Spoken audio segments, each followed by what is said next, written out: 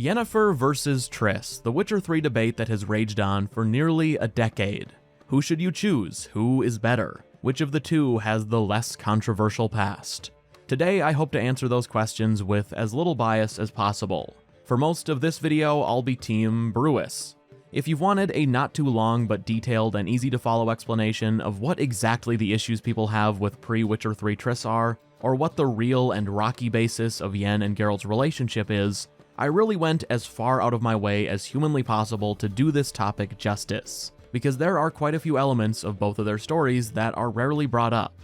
If you're worried about the book spoiler content of this video, I do mostly keep it focused in on the relationships without talking much about the broader story of the saga, with the exception being the second half of the book Yen section, and there's another warning for you at that point. Also, somewhere buried in this video is a dark confession that may shake you to your core, especially if you're a longtime viewer. What I'm going to do first is take on the major controversies surrounding each character leading up to the events of the third game, because ultimately this is a Witcher 3 debate. First, let's set the record straight with Book Triss and make one thing very clear. Yennefer versus Triss is not a conversation in the books. In fact, if you're just looking at what happens before the games, Triss is barely even worth a mention when it comes to being a love interest for Geralt. That's not me being a Triss hater, it's just that outside of a few chapters, she's barely in the books and is firmly a side character, and not even one of the most important ones. What's more is that Book Triss is very different, at least on the surface, from the Triss we meet in Witcher 3's Novigrad. While those who are a fan of Triss from the third game alone might describe her as sweet and kind, Book Triss always has an angle. She's undeniably a coward and is easily manipulated. She also often tries to be manipulative herself, but isn't very good at it, at least not yet. It's worth pointing out that Triss is the youngest sorceress, at least the youngest notable one. Her exact age is unknown, but based on some book passages about how long she's had relationships with certain characters, she has to be roughly in the 35 to 55 age range between the books and games. She doesn't look that old, of course, because all sorceresses modify their looks, some more than others. Yennefer, for example, was a hunchback before she was beautified, whereas with Triss, exactly how much work was done is unclear. She's allergic to potions and a lot of magical ointments, so while it's never explicitly said, she's likely a natural beauty, outside of her clearly finding a way to stop aging like everyone else. Yennefer, for example, is pushing 100 even in the books, and Philippa is over 300, yet even Philippa looks about maybe 30? I don't personally know that many women who've had their eyes gouged out, which I've heard ages you, so I can't directly compare, but I'd say around 30. Anyway, the most significant pre-game event between Geralt and Triss happens before she's introduced. You just hear a few mentions of it after the fact. In Blood of Elves, the third book and first that's not a collection of short stories, Triss goes to Kaer Morhen at Geralt's request to help train Ciri. It's during that introduction that you're told in a handful of sentences that Triss had been jealous of Yennefer and Geralt's relationship, which is already established at that point, and one of the times they split up, she swooped in on Geralt during a vulnerable moment, and the two of them had a very brief fling before Geralt cut things off. That's it, and from that point forward, until the first game, there is no Geralt and Triss. Now, if you've read the book, you may have noticed that I just glossed over what many think of as Triss's most heinous crime, her Whoreson Jr. moment, if you will. What I'm talking about are those couple of sentences where you're told Triss and Geralt were briefly an item, because one of the most hyper-analyzed lines in all the books is one in that short paragraph about Triss's first pursual of Geralt. The exact controversial line is that Triss seduced the Witcher with the help of a little magic. Geralt had needed warmth and wanted to forget. The forget part referring to his most recent breakup with Yen. Now, some take that first sentence to mean that Triss forced Geralt to be with her using magic. Everyone has to come up with their own opinion on this, because at the end of the day, all it is an opinion, but keep in mind that there is no information on what magic is being referred to, and if anyone claims they do know, they're not being honest with you. The magic in that sentence could be anything from an amulet that makes Triss more confident or appear a little prettier, to her literally casting a roofie spell on Geralt that would make him want to be with her, which obviously would be very wrong even by 1200s fantasy world standards. I'm gonna keep this brief though. My opinion is that in the context of the books, I highly doubt that line was meant to be the reveal of some horrific thing Triss did. You're in Geralt's head a lot, including a half dozen chapters where he and Triss are directly interacting with each other, and never is there so much as a hint that he feels Triss took advantage or partial control of him. I mean, if Triss did what some people imply to Geralt, Why would he still think of her as a close friend and then invite her to Kaer Morhen to take care of his daughter? That would be odd, even by book Geralt standards. It is worth acknowledging that Geralt does regret his fling with Triss, but it's very specifically that he regrets hurting Yennefer with it, because Yen and Triss had been friends for over 20 years. And let's also acknowledge that Triss is an awful friend in that scenario. She goes behind Yennefer's back and lies to her face about it, which leads to Yennefer not believing Triss's lies later in the series because she had become so good at spotting them. What's funny is that the debate surrounding that one line is about 3/4 of what's important to know about Triss and Geralt in the books, because as I said, their fling is over by the time you meet her. From that point forward, all that's left is a Triss who can't get over Geralt, and a Geralt who has no romantic interest in Triss. When those two characters are together, meaning physically in the same place, which is mostly confined to one book, there's what I can only describe as a running gag, or I like to look at it as one, where Triss keeps trying to get with Geralt and ends up getting rejected in increasingly dumb situations, starting in a stable and reaching its peak when a full chapter is partially devoted to a subplot where Triss is constantly shitting her pants while still trying to get into Geralt's. Believe me, I tried to think of a better way to phrase that while still maintaining the high artistic integrity of said subplot, but that was the best I could come up with because it's about what happens. I remember the first time I read that chapter, I thought there was a translation issue because of how many times it gets brought up. Unfortunately, there just aren't that many nice things to say about book Triss, and I say this as someone not far off from making a Triss-related confession. I'll give her credit where it's due, she does do a good job of caring for Ciri, and she has a few other book moments that show she's capable of great things. At one point, she temporarily blinds Geralt so he doesn't become an inconvenient witness, thinking fast and potentially saving his life. But after that, she spends multiple books being a spineless pawn for the Lodge, and definitely isn't a character you should respect in any way. Sure, she's conflicted, but that only means so much when she continually proves she has no backbone. The good news is that her book arc does end on a pretty positive note, unlike some others. We'll get to that positive end once we move to Game Triss, because really, that's where things get interesting with her.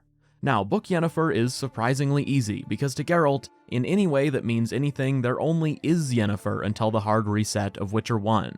Half the point of the books is watching these two f***ed up people get over their individual issues, which only happens because Yen and Geralt are both committed to Ciri, who they see as their daughter.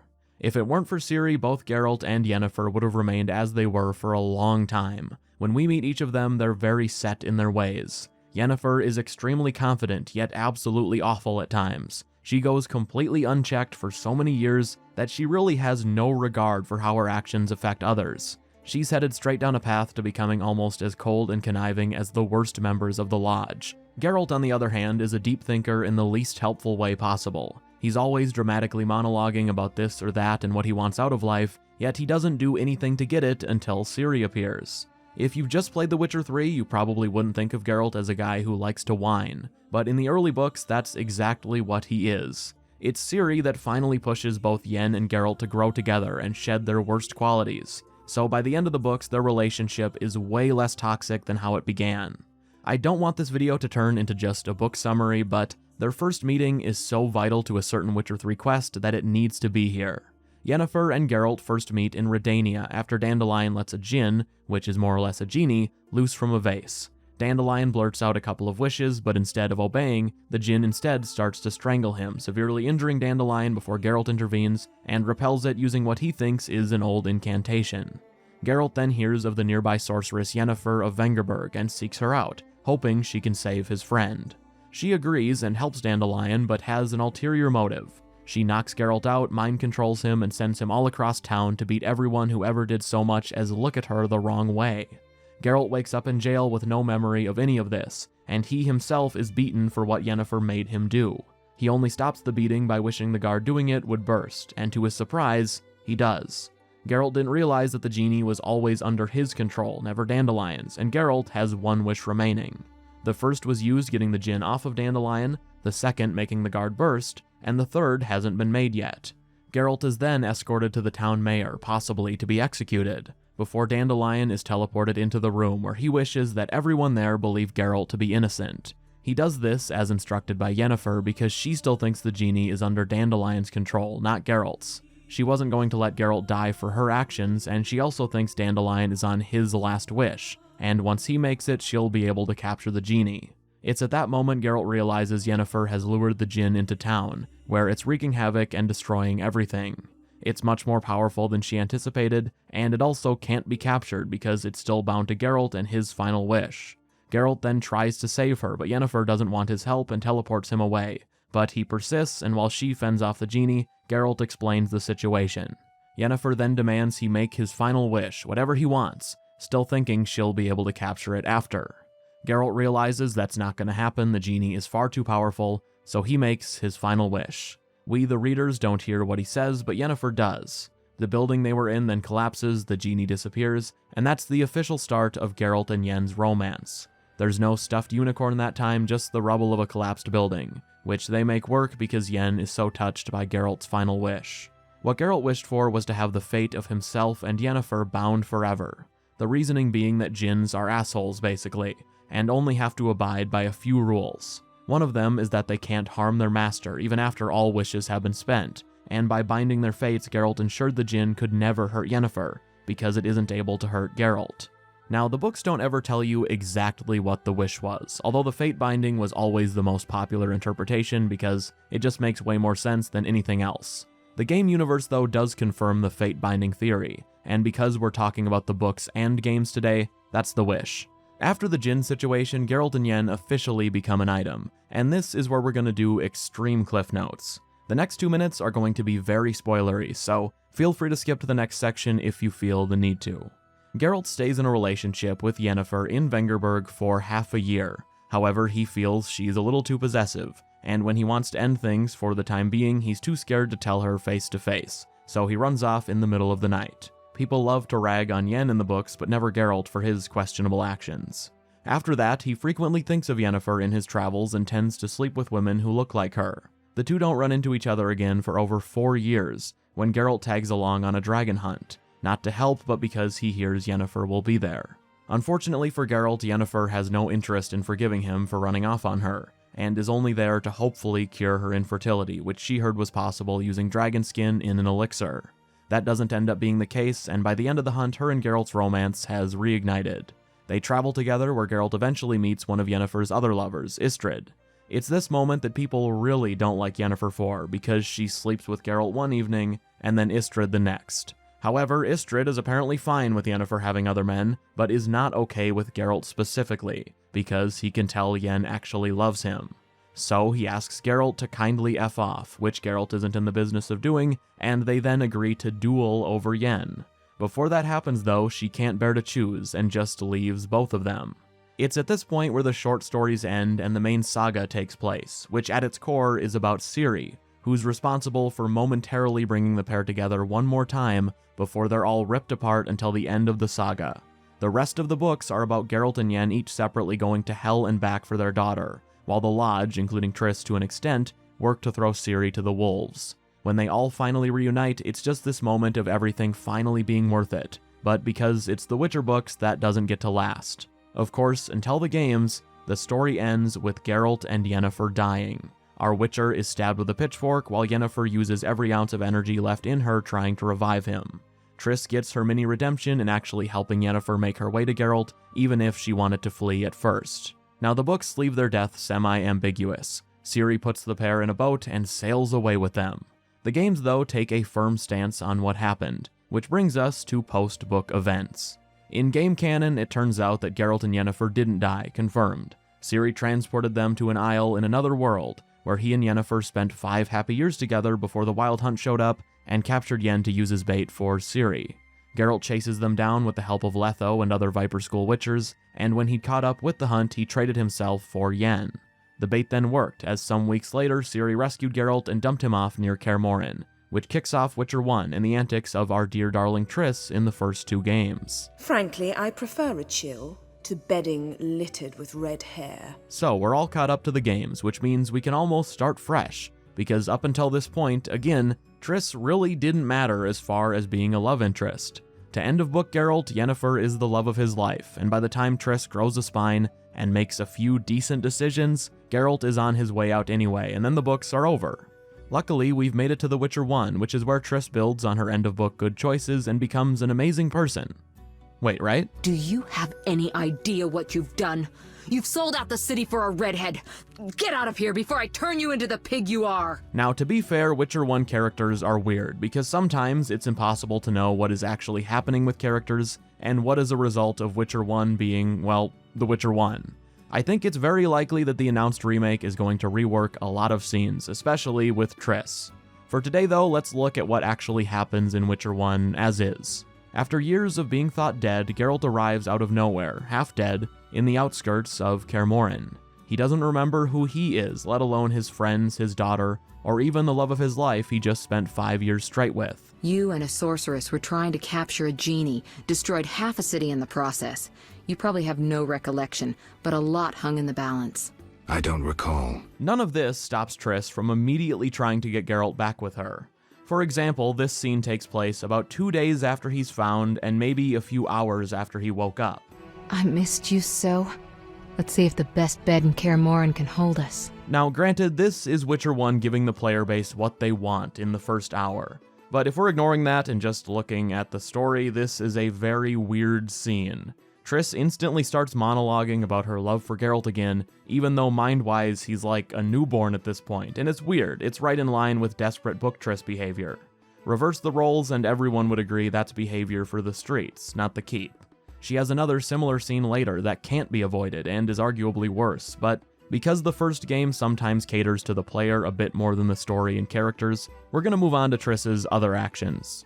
Long after leaving Kaer Morhen, when you reunite with Triss in Vizima because everyone parts ways shortly after the prologue, you immediately find out by overhearing a conversation she's having with a lodge member that Triss is still up to her usual antics. I should be able to convince him. Don't overdo it. Geralt can be exceptionally perceptive. I know. Never let the Witcher guess what you hide from him. Shortly after, Geralt confronts her about this. Who were you talking to through the mirror? You heard me? Sorceress business. Nothing important. The conversation Triss has in the mirror is left pretty vague when it comes to what they're hiding from Geralt. We don't even know for sure which sorceress Triss is talking to. Philippa makes by far the most sense, but it could also be Kira. It's up for debate.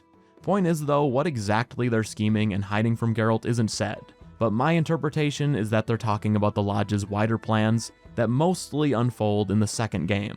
One of the early puzzle pieces to that plan is Triss using Geralt to leverage her way onto King Foltest's court as his advisor, because Foltest was completely fed up with the Lodge and all members before Geralt vouched for her. It is time for you to choose your allies, and you must choose well, sire. I see our sweet sorceress has already begun indoctrinating you. This more or less takes us directly to Witcher 2, which begins with Triss and Geralt together in Foltest's service. No matter what choices you made in the first game, Geralt will be in a relationship with Triss by the beginning of the second. His memories are still entirely missing other than a few fragments that are bothering him, and Triss is taking advantage of that, something she fully admits to in The Witcher 3. Come on, 6 months isn't that long. It's not like I'm senile. But you do have a history of amnesia. I've recovered my memory completely. Good. That should stop people from taking advantage of you. Someone's been taking advantage of me. I have, for one. By the opening of the second game, she's been using Geralt's memory loss to her advantage for months, knowing full well that the second he remembers who Yennefer and Ciri are, he'll leave her to find them, which is exactly what happens. Even early into Witcher 2, when just small fragments of his memories are returning, Geralt is already figuring out that Triss is being very selective in what she's telling him. Let's go below deck. And I need you to tell me about Yennefer in detail. I want to hear it all, even the things you don't want to tell me, even the things that might hurt. Beyond that, Triss is completely dishonest about her involvement with the Lodge. She wasn't fully involved in all of the scheming and assassinations in the second game, but she knew enough and didn't tell Geralt anything. I never lied to you. I just didn't tell you everything. How is that not lying? The point is, Geralt gets his memories back, learns what happened to Yen, and immediately drops Triss because of what she didn't tell him. He then heads off to find Yennefer, eventually meeting up with Vesemir on the path, which takes us to The Witcher 3. To be honest, this isn't at all how I imagined we'd meet. How did you imagine it? You didn't imagine you'd have a Nilfgaardian escort. Don't get me wrong, Yennefer. I'm glad to see you. But I do think you owe us an explanation. So what exactly had Yennefer been doing in the roughly a year time span that passed between Geralt trading himself for her freedom and the start of the third game? Well, just like Geralt, Yen had also lost all of her memories. That left Letho and the other Viper School Witchers to take care of her, and together they traveled to Nilfgaard, with amnesiac Yen causing tons of problems along the way. Once in Nilfgaard, Yennefer was held captive by Emir as her memories continued to return, and eventually this led to the Emperor offering her freedom and funds if she'd agree to help track down Ciri, who Emir had heard was back on the continent. Yennefer, of course, agrees that's her daughter, and she spends the following months searching and searching, exhausting all resources except for one, maybe the most important of all, Geralt. Why did she spend months searching for their adopted daughter without telling him? Well, let's hear it directly from her. Why didn't you contact me? Didn't need me? Didn't even want to see me? I didn't want to spoil things. I'd heard you and Triss made a great couple. Yen, I'd lost my memory. Really? That's your excuse? Yeah, this is definitely not one of Yennefer's shining moments. She avoids Geralt, who could have helped in the search, because she heard about Triss and was angry. On the whole, Yennefer is very unfair about Geralt's memory loss in Witcher 3, especially when you consider that when she was also suffering from amnesia just months before, she was up to similar things. Well, the woman turned out to be quite a character. Throwing temper tantrums, trying to seduce orcs. I don't fault her for that, she didn't have her memories, but if she's gonna be pissed at someone, it should be Triss, not Geralt. I understand her being upset about it anyway, it's not meant to be a rational thing, but by the time you reunite in the beginning of Witcher 3, she's had a lot of time to think things over. And it's not just this one moment where she lashes out. Bring Geralt's memory loss up as late into the game as Kaer Morhen, and she still doesn't see it as good reasoning, even though there couldn't possibly be better reasoning. Yen, told you already, I lost my memory. And I've lost my patience! Don't get me wrong, it's understandable and expected from Yen, but still unfair and a bit petty, which isn't exactly out of character. So, in the meantime, for Triss, aka the half year since Geralt left her after Witcher 2, she's moved to the city of Novigrad.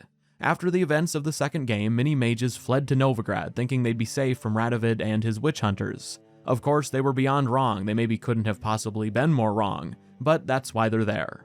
Now, if you're a longtime viewer of my channel, and by long time I mean the 18 months since I started it, it may surprise you to learn that on my first playthrough, I went with Triss. When I bought Witcher 3, I went in completely blind. I had never seen so much as a trailer. All I knew was that a year earlier, some guy named Bob in one of my classes said that he was playing a game called Witcher 3, and it was kinda good. For whatever reason, I remembered that and bought it, going in with no knowledge, and well, in the long run, we know what that led to.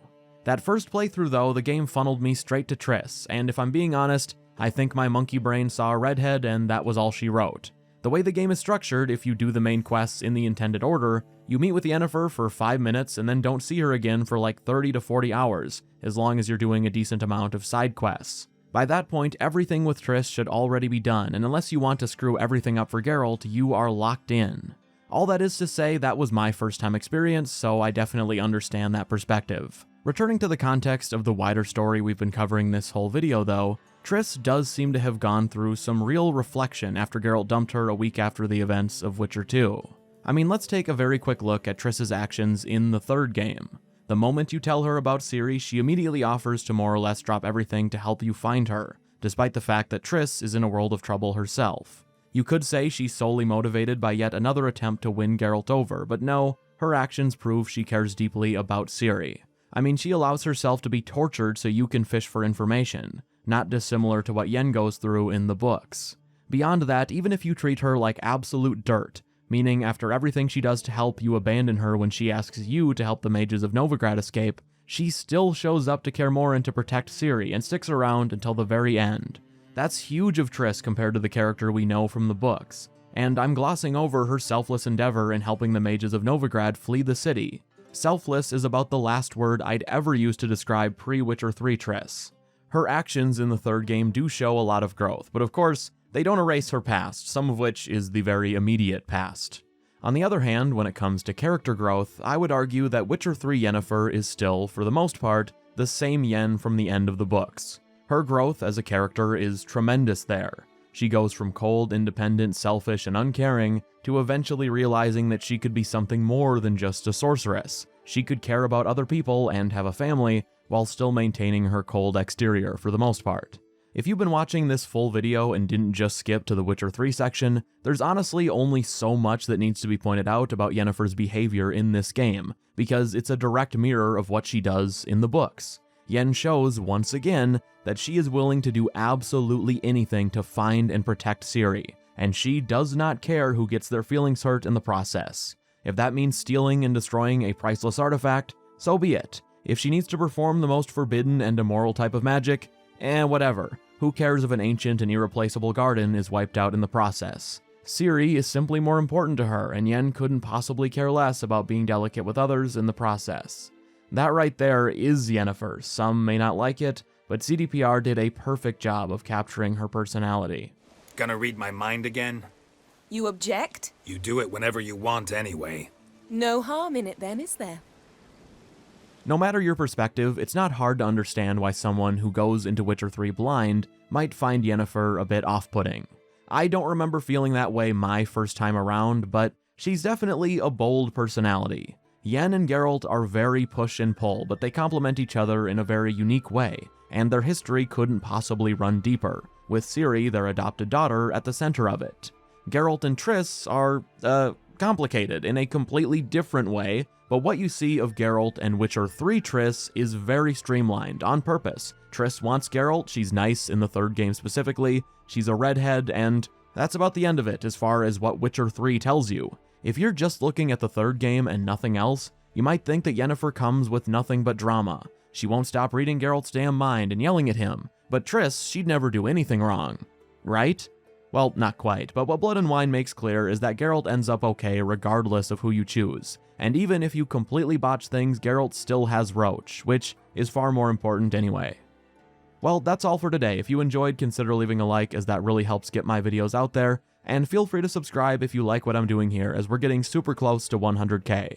Also, let me know your thoughts down below. I'm very, excited to read the comment section. I'm using the word excited in a very strange way right now, because I fully expect it to be full of Team Triss telling Team Yen to enjoy their 90-year-old hunchback hag, and Team Yen telling Team Triss to have fun helping their, stage 5 clinger into the bushes every 5 minutes. Anyway, see you later, and thank you to the channel's patrons who make long-form content like this possible. Also, Team Shani. You're a fool. That's what happens when tits take over a man's mind.